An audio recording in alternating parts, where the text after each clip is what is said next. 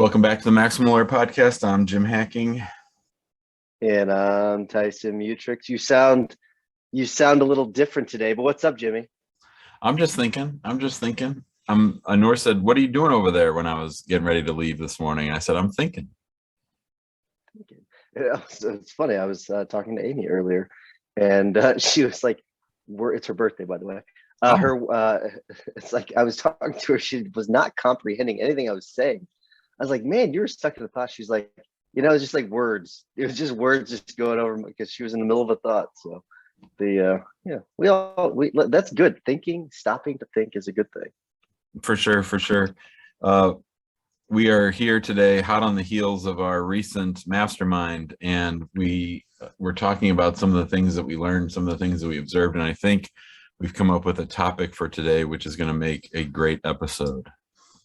Yeah, I do too. And it's a position that everybody listening to this podcast is they confront. Do you want me to give the topic, or do you want to introduce the topic? Either way. Okay. It's the mega benefit of owning your firm is that you have unfettered freedom and can do whatever you want. And the curse of owning your law firm is that you have unfettered freedom and can do whatever you want. That was your topic. It's a good idea. I like it. So, I mean, it was really interesting. We were together with 34 other law firm owners, and I say all the time, like when a new child enters a family, it changes the dynamic. When a new organism enters an environment, it changes the dynamic. Well, at this particular mastermind, my law partner and wife and integrator came to the mastermind, and in seeing it through her eyes, I saw things that I don't normally see, in that usually when we're all together, most of our law firm owners in Maximum Lawyer and in the guild are visionaries, and they're sort of higher quick starts. Maybe many have sort of some undiagnosed or diagnosed ADHD. We're sort of idea generators and generally excited about things. Amani, being an integrator, is a one quick start, and she's much more about implementing ideas, and her go-to to implementing ideas are to cut them down in half and say no to most things. So it was interesting because having her there, when I then listened in my group and at lunch and at the dinner the night before, was that a lot of our members aren't lucky enough as I am to have someone like Amani to tell me no, right? And it was really when she came to the firm and was able to tell me no, and that my unfettered freedom became a little more fettered, that we really started taking off. So that's sort of the genesis of where today's topic comes from. Very good. It's funny. I took that test, that EOS test, and it was I was really high on both. I was 90 something on one and 88 on the other one. So I was like 92 and 88 or something like that. They were very high scores. And this was kind of weird to me. So I'm one of those people that's kind of falls in both categories. It's kind of weird, but I completely believe that about you, because Amani and I were actually struggling to figure out which you were. And, according to Gino Wickman, only 5% are both visionary and implementer or integrator. And most people just say it as an excuse to not go find the other kind of person that they're not.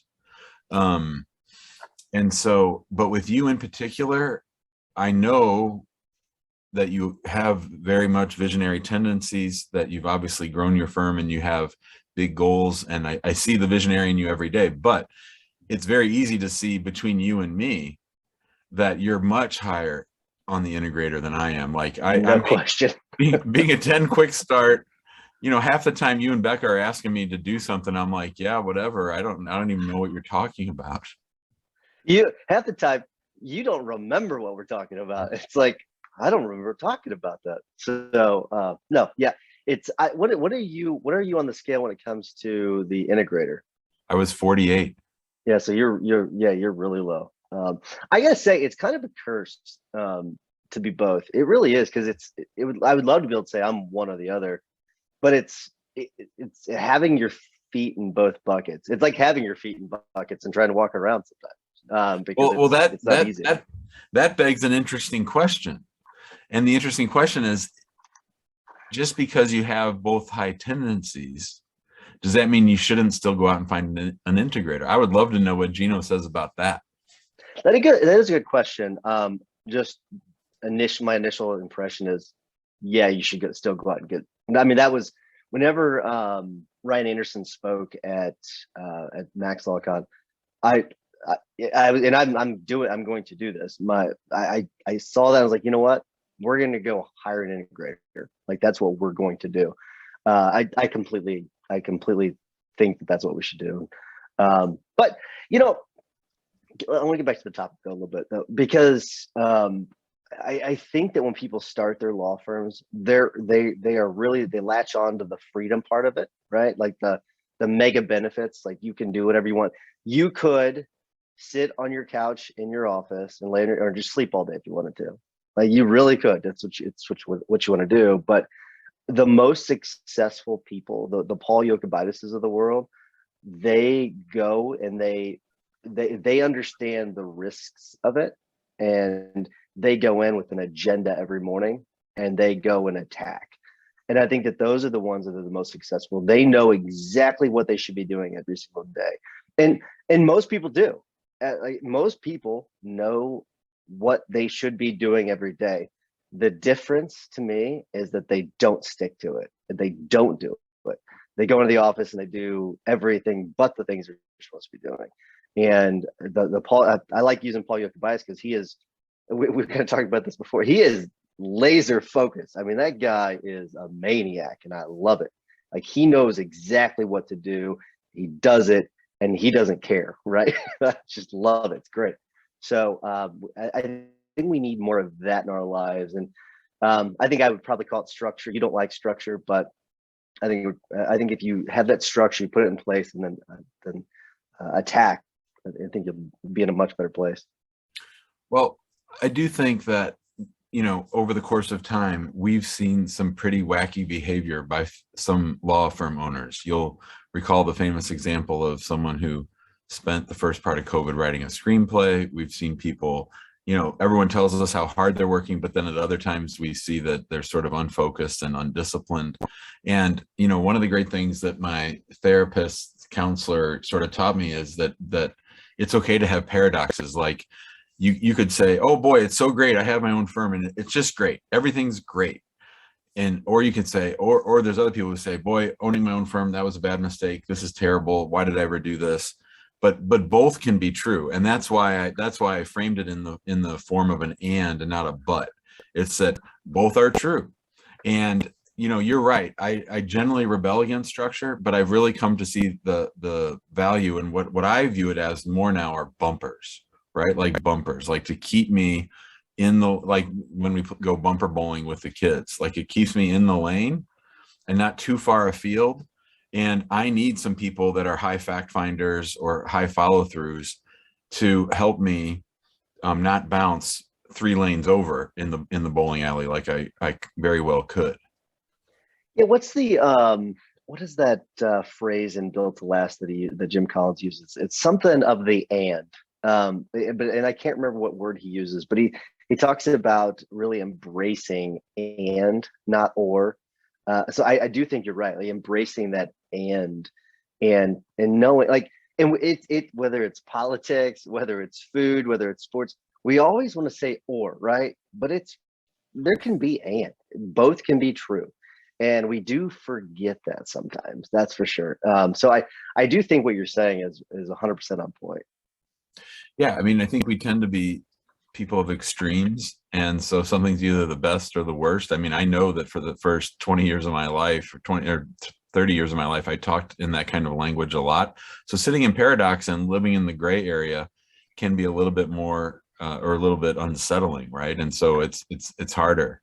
Let me ask you something. What changed about you? Because I will say, you, whenever I first met you 11 years ago, 12 years ago, you were this is how it is. It's black and white. And something over the last few years has changed in a good way. You've been way less rigid. way more flexible about how things go. So what exploration did you do to make that happen? Well, my therapist and my business coach are both Buddhists, and we spent a lot of time just sort of sitting in things, just like when an emotion comes up or when an event comes up, just sort of sitting with that and trying to figure out what that's doing internally. And in doing that, I've seen that like things can really be sucky, and things can really be, you can find things that are good inside the suck. So like when my dad died, obviously I was sad. I was, those are sort of extreme emotions, but I was also, you know, looking around me all the time for things to be grateful for. I was grateful for his friends who came to the wake. I was grateful for the time that we had with him. So I just think it's been a lot of work, and also just sort of giggling at the absurdity of everything, right? Like I thought I knew everything. I thought I was always right. And even in the history of my law firm, I've been kicked on my ass. I've had to, drain my 401k. I don't know everything. And I'm going to write a blog post this morning and send it out on our email list about dumb mistakes that I make. I mean, it's all okay. And I think that that's one of the great things about the guild and about the mastermind in particular is that, we say this all the time, that owning a law firm can be very isolating, that nobody really understands the pressures that you're under except fellow law firm owners, especially those operating at a high level, and that just being together with each other, you get to see the absurdity of things and sort of that life is too complex to cut it down to black or white. Yeah, I that 100% agree. So you said something about like, basically you and I have always taken the position like we're not experts, right? We've always taken it from the very first episodes. We're not experts, right? We're just two people running law firms. It's what we are. And you mentioned kind of hinted at that whenever you were just talking. And I do, one of the risks when you're talking about when you have all this freedom, sometimes someone will come along and they'll say like they'll pretend to be an expert on something and everything's black and white. And I do think because we have so much freedom in our firms, like if you were a part of a big corporation, you wouldn't just latch onto that individual. But because we run these smaller firms and because we have unfettered freedom, I think sometimes we tend to change everything that we're doing and follow a person. You know what I mean? Like there is that real risk of doing that. And we've seen a lot of that where like someone will come along, they'll come and go. A lot of people come and go. They're an expert. And the next thing you know, they're just, it's a complete, scam or whatever it might be. So there is a risk of that. And so you have to be careful with decision making when it comes to being a small firm owner. You really do, because what you decide could completely change the course of your firm, will completely change the course of your firm. So you have to be really careful with the decisions you make, right? Like you can't just go willy-nilly all over the place. I mean, you really have to be calculated. You've got to make sure you know what your vision is, make sure you put things in place to get you towards that vision and not just change course on a dime. Getting back to that first point you made about us not holding ourselves out as experts, I was just listening to a podcast the other day. I don't remember who it was. It might have been John Irving. It might have been John Acuff. But one of them said that they wrote the books that they needed for themselves, right? And so I thought about that. And this podcast, we created this podcast because we needed it ourselves. We wanted to have a space where we could talk about sort of the highs and lows of owning a law firm. And we didn't really feel like it was out there. We thought there was content that was sort of spread out all over the place. And we thought there were cool things that people were doing, but we sort of wanted to center all that in one place. And then we started the Facebook group because we wanted to sort of find other like-minded people. And then when the Facebook group got too big and unwieldy with 5,000 whatever members there are, then we created the guild because we wanted to get back to that sense of intimacy that we had. So, and then we had the conference because we like to have parties and we like to be with our friends. So, and we like to highlight the successes of things the cool things that people are doing. That's really the natural progression of what we've done. So yeah, we're not experts, but we're doing what we need to do for ourselves. I mean, we benefit all the time. And as far as the second point that you made about sort of people holding themselves out as experts, and how we sort of, and especially Jim sort of jumps out and says, this expert is great, I'm going to follow him. And we had our David Nagel phase where we were all excited about David Nagel, and he's great, still great. But at the end of the day, listening to experts can be a crutch, and bouncing from thing to thing can keep us from doing the real work that we need to do. And so again, that's getting back to bumpers and unfettered control, is that sometimes a distraction is truly a distraction. And that's why you have to get to your core values. You have to know what you want. And that's, we spend a lot of time talking about this in maximum law minimum time, especially in stage sort of 2, where people are trying to figure out, how do I get from stage 2 to stage 3? And that's sort of where we get to our old favorite question of what do we want? What do we want? And so, yeah, so the good stuff. Yeah. So I want to say something about what you just mentioned. I'm going to mention Paul Yokobitis again. He's in my brain for some reason today. But if you compare him to Joe law firm owner, right? Joe law firm owner will go to take CLE after CLE and watch online course after online course. But Paul Yokobitis, you know what? He does the work, right? He sits down and does the work. And I think that's what's really cool. We can use those experts as crutches, like you're talking about, and just not do the work. And ultimately what you got to do is you got to work on the business and get the work done. So don't use those things as crutches. Yeah, I think Gary Vaynerchuk calls it entrepreneurial porn. Like it's like, or entrepreneurial junk food, right? It's like you sort of are playing the game and you say, oh, I'm really doing something. I'm listening to Jim and Tyson, or I'm really doing something. I'm taking another course, right? And that's really just to keep you from having to do the work. Now, at the mastermind, we did hear from lots of people who are working real hard. And then that gets to, am I working hard on the right things? That's sort of the next thing, is am I working hard on the next thing, right? Hard on the correct things. It's a really good point. And there really is, because there are people that are putting in the work and they're still struggling for sure. No question at all. The mastermind was so cool. I don't think that there was one person in my group that had the same topic. I think every single and that's not common. I've been to masterminds before where you see like 5 people out of 12 have the exact same topic, pretty much, or at least it's closer related. It was, I'd say that every single person out of the 12 in my group, different topic. It was so cool. And we really got on one person, we got 3 things resolved. Kairos like, okay, we solved that problem. Now let's move on to the next thing. It was great. So I had a lot of fun. It was such a good group. Well, I remember back in the day when we first started talking about doing this, and I think there's always a debate within masterminds of, do you want to have, people at the same growth level in the same groups, or do you want to mix it up? And so my group, I would say, is generally, maybe 3 or 4 employee firms, most of the people, or, an attorney and a couple of VAs. And I know you had Brian in your group, and he comes from a big firm. And I think one of the great things is being able to just hear from different people, because you can always learn something from anybody, even if it's just listening to their struggle and saying to yourself, well, I'm glad I don't have that anymore, or, oh, I'm doing that exact same thing, right? And that doesn't matter on the size of the firm. It's much more about the mindset. Yeah, I remember the first mastermind I've ever been to in my entire life was John Fisher's mastermind. And you had multi-million-dollar attorneys in the same room with me and Mike Campbell. I had no employees at the time. Maybe I had 1 employee at the time, but it was basically just me and 1 other employee. And then Mike Campbell, I think it was just him.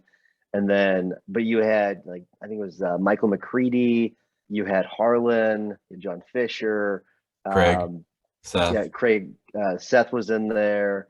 You're talking about like some really big hitters that were in there.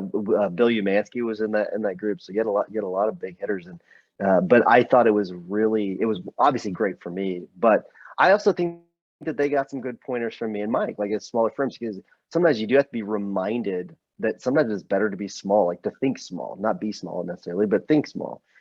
So I do think that, and we were the youngest people in the room, so I think that also helped. You can we were talking, or I was talking a lot about automation, and that's something that those firms really weren't talking much about. So it was great though.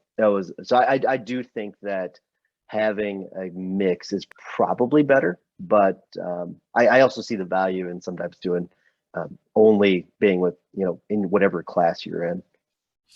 Yeah, for sure. And so, in our group, when I talked about my topic, it's sort of working with our associates and sort of developing an associate training program. And so with that group, a lot of them had worked for firms before, some big, some small, and just hearing their feedback about when they were associates was exactly what I needed to hear for what Amani and I are working on, as we sort of now have a supervising attorney between us and the front team associates doing the actual legal work. So, if you're creative enough and open enough and receptive enough, you can really learn something anywhere. Well, I wish I was in your group, because we want to do an intern program that we hope would lead to associates. So I think it's very similar. I think I could learn from that. My topic was about, and it was a perfect room to do it in, was about like what, because we're expanding, our BHAG is to be in every state by 2032. And I basically want to say, I was asking them, what are you looking for? Like what package, like what benefits are you looking for if I were to come to you to say, hey, I want to partner with you in the state? And it was great to get that feedback so that we could formulate our package. And so that when we go into these states, we offer them something as a partner, not as, we're gonna come into your market as a competitor. So it was great. It was great for me. So, all right, man, we're about at time. You ready to wrap? I am. All right. Before we wrap, I want to remind everyone to go to the large Facebook group if you're not already in there. A lot of great information every single day. Highly recommended. If you want a more high-level conversation, join us in the guild at maxlawguild.com. Remember to get your tickets to the conference. Go to MaxLawCon 2022. Also, if you're in the guild and you want to join us for the Atlanta Mastermind, those tickets are on sale, so make sure you get those. All right, Jimmy, what's your hack of the week? As is so often the case, sometimes the real value of getting together with other people at something like a mastermind are the conversations that you have around the dinner table, the snack bar, wherever, the gym.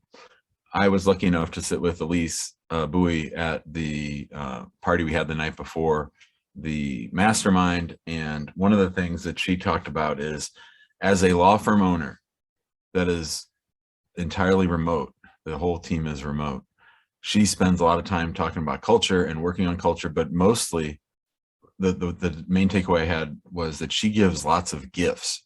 Like, she's always thinking about things to give to her team to sort of build the camaraderie, build the loyalty, build the connections, and to be generous, right? And so just remember to love on your team. Think about the things that are important to them, the things that make them happy or bring them joy. It was great because we went shopping in Scottsdale the day after, and I found this huge illustrated Alice in Wonderland book, which is Adela's favorite book. It's the annotated Alice, and Nora and I wrapped it last night, and I'm going to go give it to her as soon as this podcast is over. I like that. I got to tell you this interesting story. It was about gift giving. About 3 weeks ago, we have a fairly new case manager, and we have this person we've not been able to serve. Like, just his name is I think it's Jesus Sanchez. There's a lot of Jesus Sanchez's in the country. Sure. And so he's been really, really hard to find, and he's a nomad. So it's been very, very difficult. Well, I was explaining it's kind of like a geode, right? Do you know what a geode is? Yeah. Okay, so there's a thing of, like, you go geode hunting, right? And you go and you find these rocks, and you chip away at it. And sometimes it breaks open. There's nothing in it. But sometimes, magically, what happens is you keep chipping away, it opens up, and there's a bunch of beautiful crystals inside. And that's kind of what it's like whenever it's trying to find someone, right? Sometimes you keep chipping, and you open it up, it's just a rock. Sometimes, though, it takes some time, it takes some chipping, but you eventually get it, and you get the crystals, right? So we were at the airport, and we were like one of those whatever those shops are, And this was a TripAdvisor shop, and over in the corner were these $5 each little bitty geodes, and so I bought one of those geodes for each of my our case managers, so that just as like a nice little thing they can put on their desk. So, anyways, it was kind of fun, but that's not my tip. My tip is yes, Jimmy. I was just going to say it's ironic that you brought up geodes, because when I think about geodes, I think about Hank from Walter White, and he's just about to buy the farm. We got 3 episodes left, watching it the second time, and man, I feel bad for old Hank.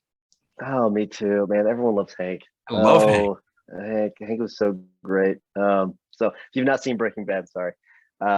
Jim and I both. I just rewatched it, and Jim's rewatching it. So I started rewatching it after Jim started rewatching it. But anyways, I'm just getting ready for Saul. You know, I'm just excited about Saul. So I'm going right in. I'm going to watch El Camino, which I've never watched, and then I'm going to do Saul. oh, nice. So you're doing the whole thing. I like it. My tip of the week is I don't know about you, Jim, but like whenever I go on like vacations or other trips, what I hate doing is if I get to the place and I don't really have everything planned out, so I'm kind of sitting around thinking like, what the hell am I going to do next, kind of a thing. I download this app called TripIt, and it was I had an agenda for our entire trip from New Orleans so from Columbia to New Orleans to Scottsdale, and Scottsdale home. I completely mapped out dinners and everything, and it was really cool because it includes the addresses and everything else, and it links to those websites and pulls in the information. So it was nice having a little agenda. Like, okay, Amy's like, what are we doing next? I'm like, okay, I went to my app and had it all right there in front of me. So if you travel a lot, or if you don't travel a lot and you want to have a more organized trip, I recommend it. TripIt. It's free, so check it out. All right, Jimbo, that was fun. Awesome, bud. And we came in just at time. Look at that. Perfect. Excellent. Nice. Nicely done. All right. See you, everybody. Have a great day.